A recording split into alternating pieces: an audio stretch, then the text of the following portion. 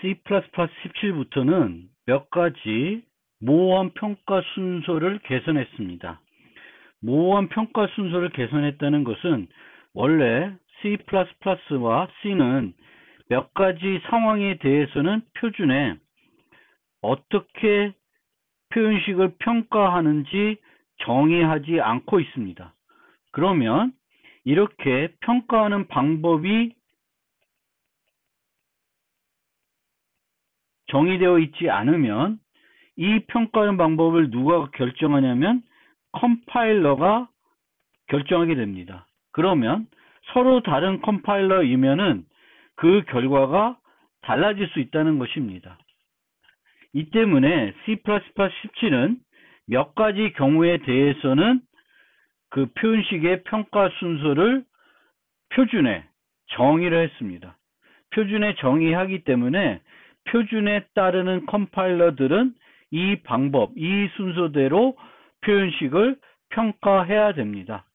뭐 중요한 개념은 아닙니다. L-value, R-value 개념이 바뀜에 따라서 C++11부터는 참조 변수를 크게 L-value 참조 변수와 R-value 참조 변수로 나누어서 사용할 수 있도록 하고 있습니다. 그리고 R-value 참조 변수는 선언할 때 하나가 아니라 두 개를 이용해서 선언해서 사용하게 됩니다. 예를 들어서 이렇게 네 종류의 함수를 다중정의할 수는 있습니다. 그런데 이렇게 다중정의하게 되면 호출할 때 모호성이 발생하기 때문에 실제로는 이렇게 네 개를 모두 다중정의해서 사용할 수는 없습니다. 필요하면은 4와 나머지 3개 중 하나를 다중정의해서 사용해야 됩니다. 만약에 이렇게 4개가 다 있다고 한번 생각을 해보고 이런 호출들을 고려해 봅시다. 자, 5는 변수이기 때문에 L-value입니다. L-value예요. 그러면 후 오면 L-value가 전달됐기 때문에 얘는 해당 사항이 안 됩니다. 이 마지막 네 번째는 R-value만 받을 수 있습니다. R-value 참조 변수는 R-value만 참조할 수 있어요. 따라서 이 버전의 호출은 4번에는 전달할 수 없습니다. 요 3개에는 모두 전달할 수 있습니다. 그런데 얘는 값 전달이고요. 요 2개는 참조 전달입니다. 전달할 때 비용이 요 2개가 더 저렴해요. 그런데 이 두 번째 버전은 내부에서 A를 수정할 수 있고 수정하게 되면 그 수정한 것들이 후가 종료된 후에도 계속 남게 됩니다. 4번의 경우에, 두 번째 호출의 경우에는 A는 임시 객체입니다. 이 객체는 특정한 변수와 연관되어 있지 않기 때문에 R-value에 해당됩니다.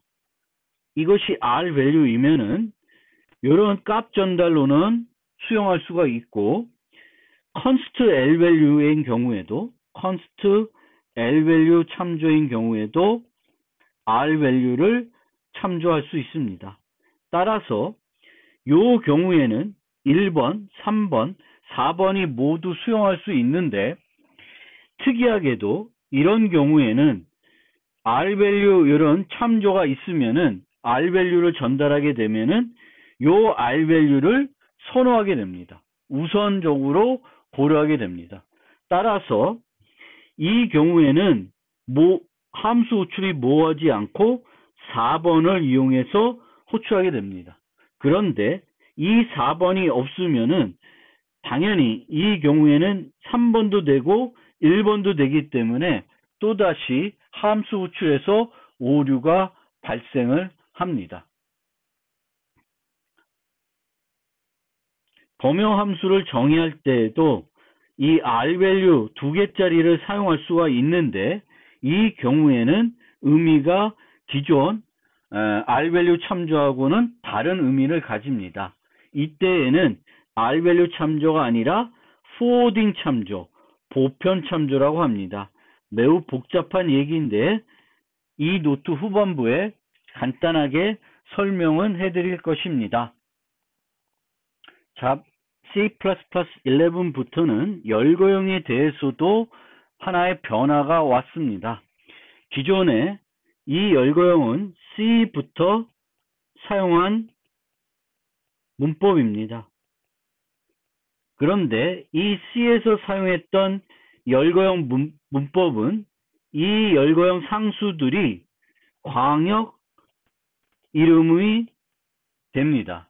따라서 다른 곳에서 이 열거형 상수로 쓰여진 red, green, blue를 사용할 수 없습니다.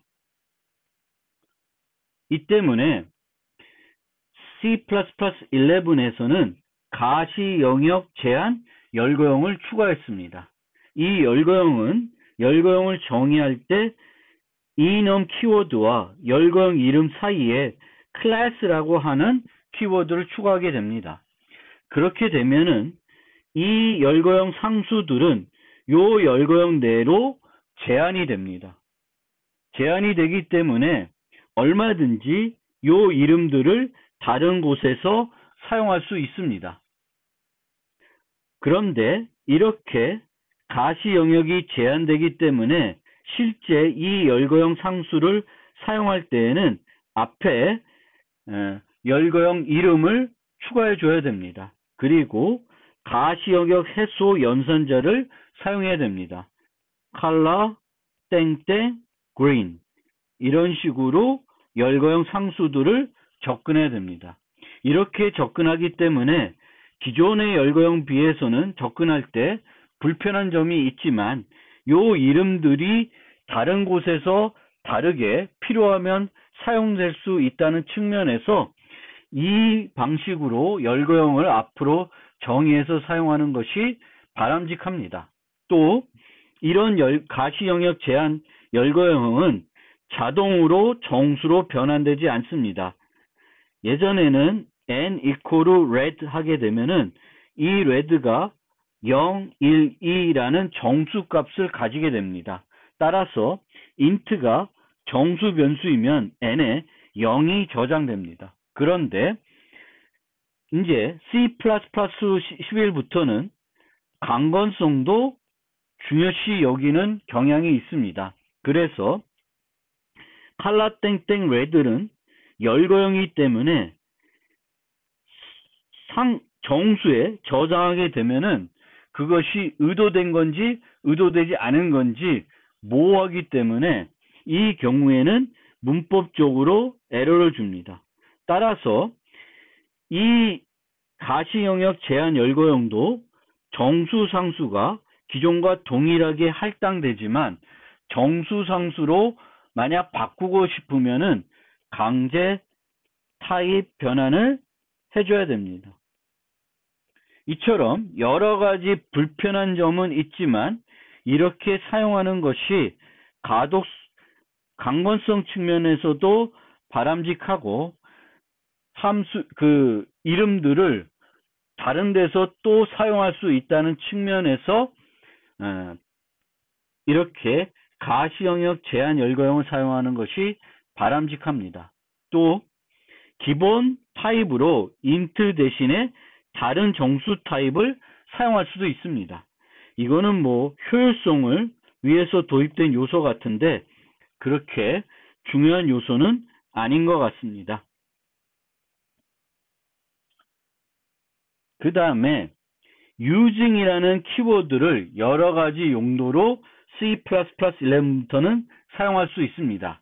특히 typedef 대신에 using을 이제는 더 많이 사용해요. typedef의 경우에 옛날에 typedef의 경우에는 긴 이름 대신에 요 이름을 사용하기 위해서 typedef를 많이 사용했습니다. typedef는 C부터 사용된 문법입니다. 그런데 이 문법은 약간 혼동스러운 경우가 있습니다. 그래서 C++11에서는 typedef 대신에 using을 사용할 수 있도록 했고, 어떤 식으로 사용하냐면 equal라는 연산자를 사용합니다. 그래서 요 이름 대신에 int vector라는 이름을 대신 사용하고 싶으면 요런 식으로 using을 사용할 수 있습니다.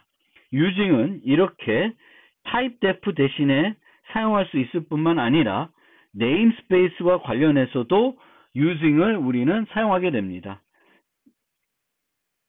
프로그래밍 할 때 std라는 namespace를 자동적으로 사용하고 싶으면은 이런 식으로 using namespace std를 하게 되면 됩니다. 그러면 요 위에 얘처럼 std 땡땡 벡터를 해서 벡터가 어떤 네임스페이스에 정의되어 있는지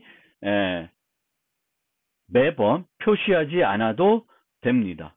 저는 이것을 사용하기보다는 매번 이렇게 사용해가지고 각 식별자들이 어떤 네임스페이스에 있는 것인지 붙여줌으로써 더 이런 네임스페이스가 어디에 있는지 알려주는 효과가 있기 때문에 이런 형태를 저는 더 많이 사용을 합니다. 조건문도 변화가 있었는데 변수 초기화 기능을 도입했습니다. 포문에서는 여기에 변수를 선언할 수 있고 제어 변수를, 그럼 이 제어 변수의 가시 영역은 포문 내로 제한됩니다.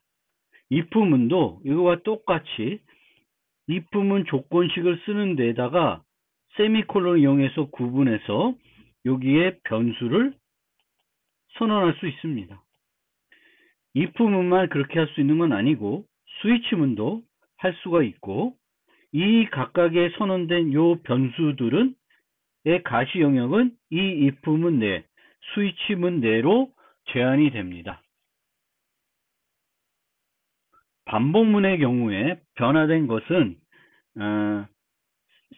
C++11부터 for each 포문이 추가가 됐습니다.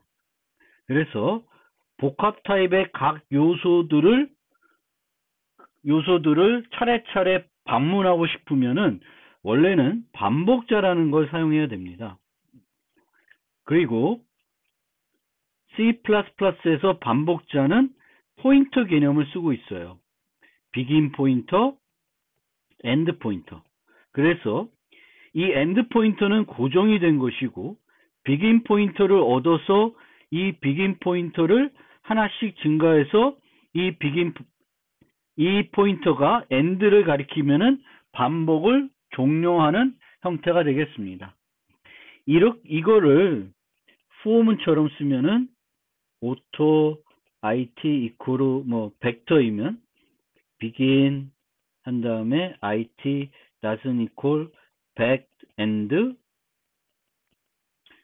플러스 it 이런 식으로 할 수 있습니다. 그런데 이렇게 쓰는 건 약간 번거롭기 때문에 요거를 간소화하는 형태대로 for each 포문을 도입했습니다. 그래서 이 배열도 그렇고 그 라이브를 통해 제공이 되는 다양한 복합 타입들, 벡터라든지 리스트라든지 스택 등은 이런 for each 포문을 이용해서 거기에 저장된 요소들을 차례차례 방문해가지고 어떤 작업을 할 수 있습니다. 또한 이 for each 포문은 이렇게 오토를 쓸 때 또 참조를 써가지고 이 복합 타입에 있는 각 요소들을 필요하면 수정도 할 수 있습니다. 이렇게 쓰면은 모든 요소들을 1로 초기화 해주게 됩니다. 이 for each 포문은 그러면 언제 쓰일 수 있냐면은 이 복합 타입에 저장되어 있는 모든 요소들을 모두 방문해야 될 경우, 그리고 거기서 제공하는 순서대로 방문해야 될 경우에 사용할 수 있습니다. 배열과 같은 경우를 고려해 보면은 전통 포문을 계속 여전히 써야 되는 경우는 첫 번째, 용량만큼 반복하지 않는 경우예요. 이렇게 배열을 포리시 포문을 이용해서 반복하게 되면은 용량만큼 반복이 됩니다. 따라서 용량만큼 데이터를 유지하지 않고 배열의 일부분만 데이터를 유지할 경우에는 포리시 포문을 쓸 수 없고 기존의 전통 포문을 사용해 가지고 사이즈만큼만 반복하도록 프로그래밍을 해야 됩니다. 또 이 포문의 몸체 내에서 색인이 필요할 수 있습니다. 어떤 기능을 구현할 때 색인이 필요할 수 있는데 그 경우에는 포리시 포문을 쓰기 어렵습니다. 물론 그 색인을 위해서 여기서 int idx는 0 해놓고 idx를 포문 내에서 하나씩 증가시키고 필요할 때 이 색인 정보를 사용할 수도 있지만 그럴 바에는 기존 전통 포문을 쓰는 것이 더 효과적으로 생각됩니다. 특히 밖에다가 선언하게 되면은 이 변수의 가시 영역은 포문 내로 제한되지도 않습니다. 그 다음에 처음부터 끝까지 차례로 반복하는 것이 아닌 경우, 예를 들면 거꾸로 반복해야 된다든지 플러스 2씩 해서 두 칸씩 건너뛰면서 반복해야 된다든지 그런 경우에는 포리시 포문을 사용할 수 없습니다. 또 반복해야 하는 것이 하나가 아니라 여러 개인 경우, 두 개의 배열을 비교해야 된다든지 하는 경우에는 전통 포문을 사용해야 됩니다. 이 경우에는 얘만 계속 변하는 거거든요. 하나만 계속 바뀌지 여러 개가 동시에 진행되게끔 만들 수는 없습니다. 그 다음에 구조체와 관련해서 17에 추가된 것이 뭐가 있냐면 structural binding이라는 개념이 있습니다. 파이썬 같은 경우에는 반환할 때 여러 개의 값을 반환할 수 있고 또 어떤 복합 타입에 있는 요소들을 일부를 끄집어내서 이렇게 콤마로 받아낼 수 있습니다. 그것과 비슷한 기능을 하는 것이 structured binding입니다. 그래서 이런 구조체가 있을 때 오토 이 중괄호 하고 그러니까 대괄호를 하고 NA를 쓰게 되면은 P에 있는 name은 N으로 AG는 A에 대입이 됩니다. 새로운 N이라는 변수와 A라는 변수를 만들고 구조체의 각 필드에 있는 값들을 이 변수에 대입을 해줍니다. 또 이렇게 대입을 해서 얘를 수정을 하면은 이 P 구조체에는 영향을 주지 않지만 항상 참조로 받을 수 있기 때문에 이 경우에는 이 개별 것들을 수정할 수도 있습니다. 이 structural binding은 보통 이런 식으로 반환값을 처리할 때 유용하게 쓸 수 있습니다. 이 함수에서 어떤 함수에서 구조체를 반환하는데 이 각각의 구조체에 있는 개별 필드의 값들을 내가 프로그램에서 사용해야 돼요. 예를 들면 이렇게 맥스와 민 값을 사용해야 됩니다.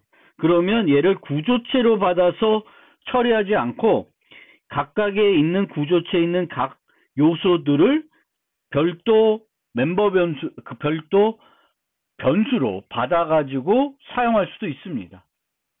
그래서 이럴 때 이 structural binding을 많이 활용할 수 있을 것 같습니다.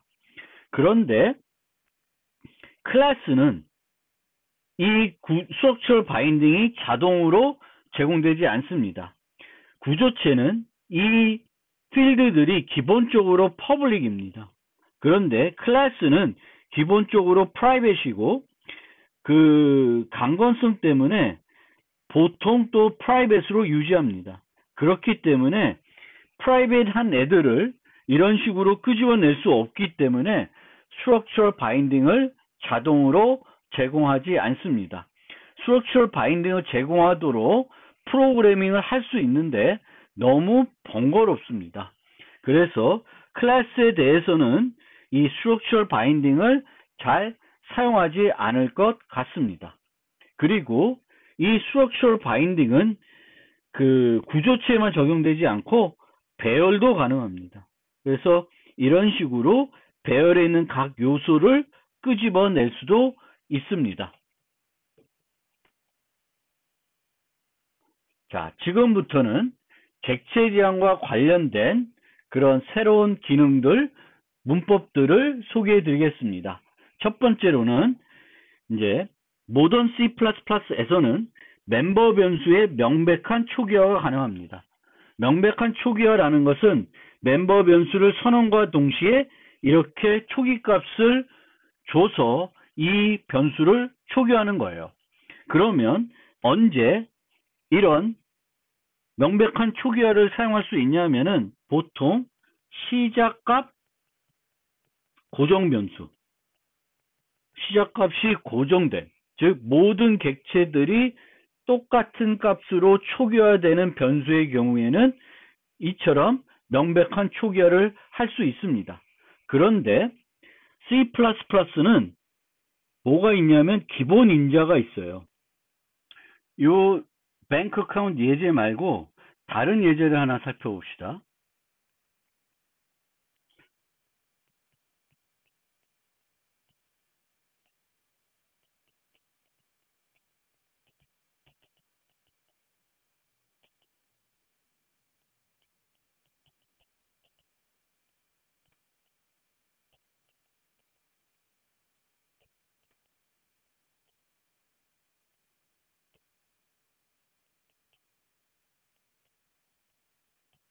이런 식으로 코딩을 했다고 생각을 해보면 이 경우에는 x의 기본 인자값으로 0을 주었습니다. 그래서 여기에 기본 생성자로 호출이 되면 n은 기본 인자값이 0으로 초기화되고 만약 a3 이런 형식으로 그 객체를 생성하게 되면은 n은 3이라는 값을 가지게 돼요. 따라서 이 경우에는 이렇게 초기화를 해놓으면 아무런 의미가 없습니다. 항상 명백한 초기화가 제일 먼저 이루어지고 그 다음에 요 초기화 목록에 있는 부분이 수행이 됩니다. 그 다음에는 몸체에 있는 부분이 수행이 돼요. 만약 몸체에서 또다시 뭐 n equal 3 이런 식으로 되면은 n의 값이 계속 바뀌게 됩니다. 이전에 했던 것을 덮어 씌우게 돼요. 따라서 만약에 초기화 목록에서 명백한 초기화를 항상 무시하게 되는 형태대로 프로그래밍 할 경우에는 이 명백한 초기화를 하는 것이 아무런 의미가 없습니다. 따라서 명백한 초기화가 도입되었지만 이 명백한 초기화를 활용하지 않을 거면 굳이 사용할 이유는 없습니다. 자, 그러면 이 예제를 갖고 한번 살펴봅시다. amount는 0이라는 기본 인자값을 줬어요. 그래서 기본 생성자를 호출하면은 amount는 0이 된 상태에서 요 메소드가 요 생성자 호출될 거예요. 그러면 balance는 0으로 초기화하고 있습니다. 우선적으로.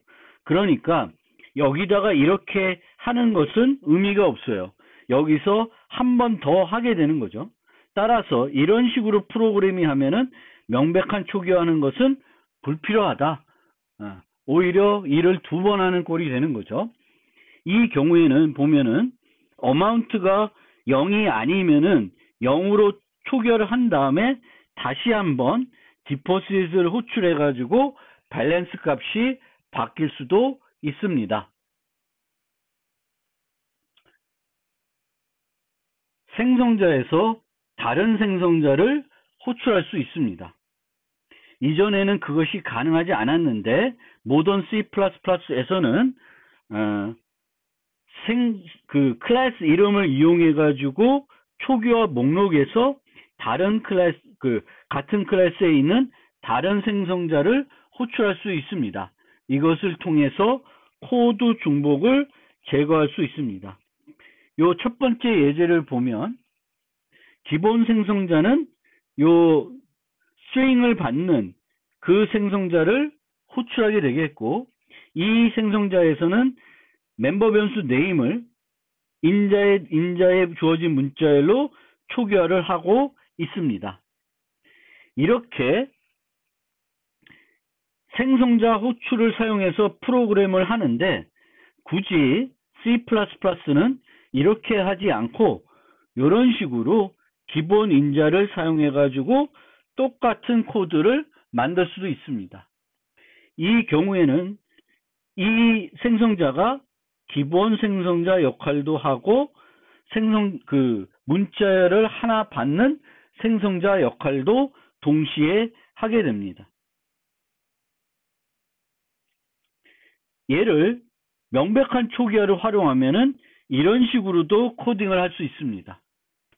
무명으로 명백한 초기화를 하고 기본 생성자는 디폴트로 만들어 놓고 생성자를 하나 받는 생성자는 name을 무명이 아닌 다른 값으로 초기화하도록 만들 수 있습니다. 그럼 기본 생성자는 무명으로 name을 초기화할 것입니다. 이렇게 세 가지 방법으로 사용이 가능한데 주로 우리가 많이 사용하는 C++에서 많이 사용하는 방법은 이 방법인 것 같습니다. 그 다음에 상속에서 using을 이용해 가지고 자식 클래스의 생성자를 쉽게 추가해 줄 수 있습니다. 여기에 보면은 A라는 클래스가 있는데 A라는 클래스는 생성자가 3개 있습니다.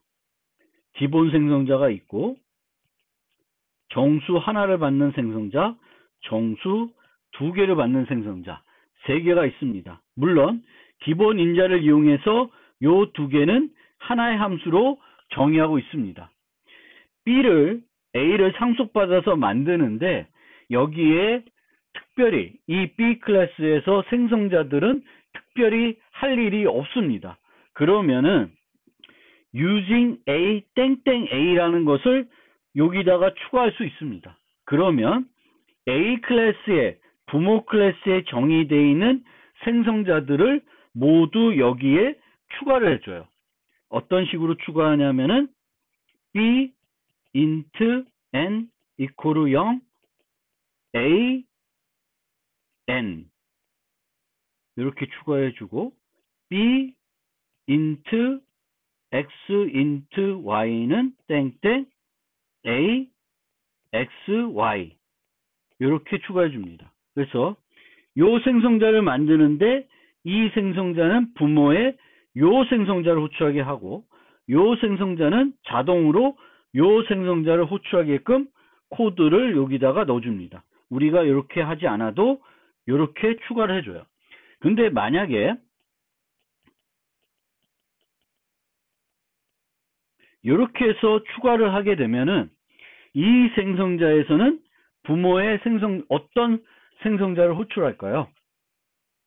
이렇게 생성자를 만들면 여기서는 부모의 생성자를 명백하게 호출하고 있지 않습니다. 이런 것을 이용해서 호출하고 있지 않아요. 그렇게 되면은 항상 특별한 부모 생성자를 호출하고 있지 않으면은 자식 클래스에서는 부모의 기본 생성자가 호출됩니다. 따라서 이렇게 추가하는 것과 요거를 쓰는 것은 다릅니다. 얘들은 추가된 생성자들이 부모의 기본 생성자를 호출하도록 구현되는 것이 아니라 부모의 정의되어 있는 그 생성자와 똑같은 생성자가 호출되게끔 이런 식으로 추가를 해줍니다. 모던 C++에서는 그 클래스의 메소드들을 정의할 때 다양한 수식어들을 사용할 수 있도록 하였습니다. 첫 번째로 살펴볼 수식어들은 디폴트와 딜리트입니다. C++는 기본 생성자, 복사 생성자, 이동 생성자, 소멸자, 복사 대입 연산자, 이동 대입 연산자 총 6개를 자동적으로 상황에 따라서 제공해 줄 수 있습니다. 이렇게 시스템에서 자동으로 제공되는 것을 그대로 사용하고 싶으면은 디폴트를 이용해 가지고 그대로 사용하겠다는 것을 나타낼 수 있고요. 만약 기본적으로 제공이 되지만 그것을 내가 사용하기 싫으면 delete를 통해서 제거할 수 있습니다. 예를 들어 보겠습니다. 이 예제에서는 기본 생성자를 정의하고 있는데 equal 디폴트로 해놨습니다. 만약에 이게 없으면은 이 밑에 정수 하나를 받는 생성자가 있기 때문에 기본 생성자가 추가가 되지 않습니다. 그렇기 때문에 우리가 이렇게 bank account equal default라고 쓰게 되면은 시스템에서 원래 제공해 줄 그 디폴트 기본 생성자를 내가 쓰겠다고 표시해 주는 거예요. 이렇게 하는 것과 내가 이렇게 추가하는 것은 차이가 있습니다. 따라서 만약에 내가 기본 생성자를 가지고 싶은데 기본 생성자에서 특별히 할 일이 없으면은 이렇게 추가하지 말고 equal default를 이용해서 추가하셔야 됩니다. 자, 이 6개의 요소 중에 항상 내가 정의하지 않으면 추가되는 것이 복사 생성자하고 복사 대입 연산자입니다. 이 경우에도 내가 복사 생성자하고 복사 대입 연산자를 정의하지 않으면은 자동으로 추가해 줍니다. 만약 그 자동으로 추가되는 요 equal 대입 연산자를 사용하기 싫다. 그러면 이런 식으로 equal delete를 써서 사용하지 않겠다는 것을 표시해 줄 수 있습니다. 이 참고로 시스템에서 제공되는 복사 생성자와 복사 대입 연산자는 member wise, 멤버 기반 객체를 복제를 해줍니다. 멤버 기반 복제를 할 때 원시 타입들이 있고 멤버 변수 중에 그것이 참조나 포인트 타입인 경우에는 문제가 될 수 있습니다. 그래서 그런 경우에는 얘를 시스템에서 제공한 걸 사용할 수 없고 딥 카피를 하도록 직접 정의해 줘야지만 올바르게 사용할 수 있습니다.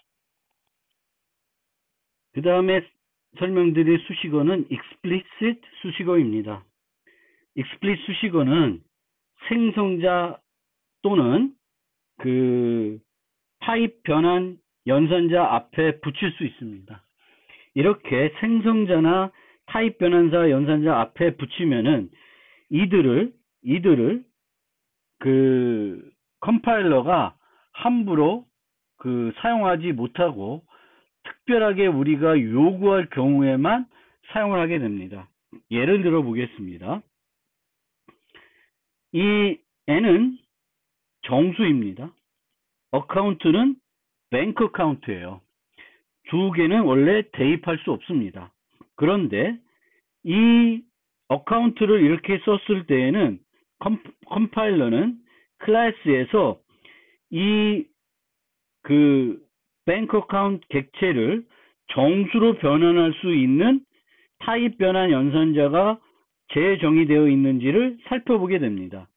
그런데 있어도 explicit이라고 쓰면은 이것이 에러가 납니다.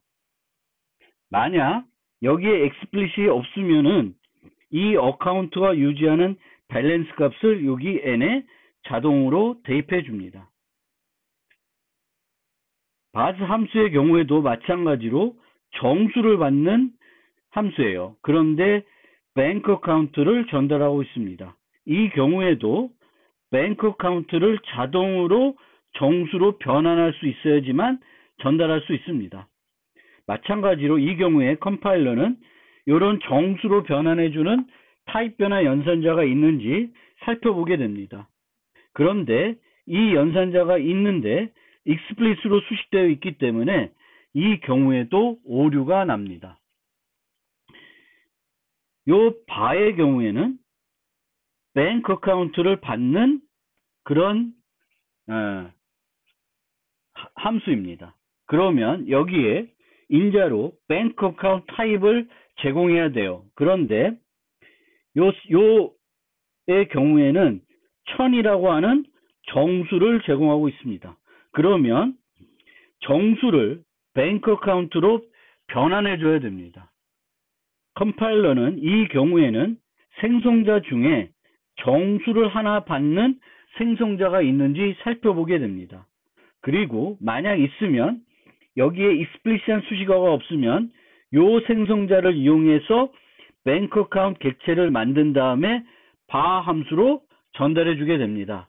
따라서 이 경우에도 explicit를 사용하지 않으면 컴파일러가 필요할 때 자동적으로 가져다가 사용하게 되겠고, 보통 이렇게 자동적으로 가져다가 사용하는 경우는 정상적인 경우가 아니라 잘못된 경우가 많습니다. 프로그래머가 의도한 경우도 있지만 프로그램은 모르는 상태에서 오류가 났는데 오류가 나타나지 않고 자동 변환돼서 진행되는 경우가 많습니다. 예전에는 인자를 하나 받는 생성자들에 대해서만 explicit을 붙여줬는데 지금은 모든 생성자에 explicit을 붙여줘야 됩니다. 왜냐하면 이렇게 전달하게 되면은 뱅크 어카운트로 전달해야 되는데, 그러면은 이 경우에는 기본 생성자가 있는지 살펴보게 됩니다.